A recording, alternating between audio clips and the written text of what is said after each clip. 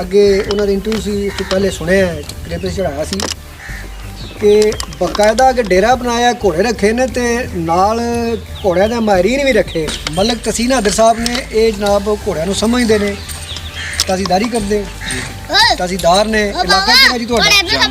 ਜੰਗ ਦੇ ਇਲਾਕੇ ਦੇ ਬਕਾਇਦਾ ਇਹਨਾਂ ਕੋਲੇ ਮੁਸਤਕਿਲ ਹੁੰਦੇ ਨੇ ਘੋੜਿਆਂ ਦੀ ਦੇਖਭਾਲ ਕਰਨ ਵਾਸਤੇ, ਕਿਉਂਕਿ ਇਹ ਹੀ ਬਿਹਤਰ ਸਮਝਦੇ ਨੇ ਘੋੜਿਆਂ ਨੂੰ। ਤੇ ਜਨਾਬ ਤੁਹਾਡਾ ਕੀ ਨਾਮ ਹੈ? ਰੁਸਤਮ ਅਲੀ। ਰੁਸਤਮ ਅਲੀ ਸਾਹਿਬ ਇਹ ਹਕੀਮ ਨੇ, ਯਾਨੀ ਘੋੜਿਆਂ ਦੇ ਅਮਰਾਜ਼ ਦੇ ਮਾਹਿਰ ਨੇ। ਘੋੜਾ ਆਪਣੀ ਬਿਮਾਰੀ ਬੰਦੇ ਨੂੰ ਦੱਸ ਨਹੀਂ ਸਕਦਾ, ਔਰ ਇਹਦੇ ਵਾਸਤੇ ਆਮ ਜਿਹੜੇ ਸਾਡੇ ਰਵਾਇਤੀ ਡਾਕਟਰ ਨੇ, ਵੈਟਰਨਰੀ ਡਾਕਟਰ ਜਿਹੜੇ ਉਹ ਨਹੀਂ ਹੁੰਦੇ, ਇਹਨਾਂ ਵਾਸਤੇ ਨਸਲ ਜਿਹੜੇ ਨੇ ਉਹ ਹਕੀਮ ਚਲੇ ਆ ਰਹੇ ਨੇ। ਔਰ ਜਿੰਨੇ ਵੀ ਅੱਛੇ ਸ਼ੌਕੀਨ ਨੇ ਘੋੜਿਆਂ ਦੇ, ਉਹਨਾਂ ਆਪਣੇ ਡੇਰਿਆਂ ਉੱਤੇ ਤਾਜ਼ੀਦਾਰ ਦੇ ਹਕੀਮ ਜ਼ਰੂਰ ਰੱਖੇ ਨੇ। ਤੇ ਤੁਸੀਂ ਕਦੋਂ ਦੀ ਹਕਮਤ ਕਰਦੇ ਹੋ ਘੋੜਿਆਂ ਦੇ ਬਾਰੇ 'ਚ? ਮੈਨੂੰ ਕੋਈ 20 ਸਾਲ ਹੋ ਗਏ ਨੇ। ਤੇ ਤੁਹਾਡੀ ਨਸਲ 'ਚ ਹੋਰ ਵੀ ਕਰਦਾ ਸੀ ਬੰਦਾ? ਵਾਲਦ ਸਾਹਿਬ ਸੀ, ਉਹ ਫੌਤ ਹੋ ਗਏ ਸੀ। ਯਾਨੀ ਪਹਿਲੇ ਵਾਲਦ ਸਾਹਿਬ ਕਰਦੇ ਸੀ ਘੋੜਿਆਂ ਦੀ ਹਕਮਤ, ਹਾਂ, ਉਹ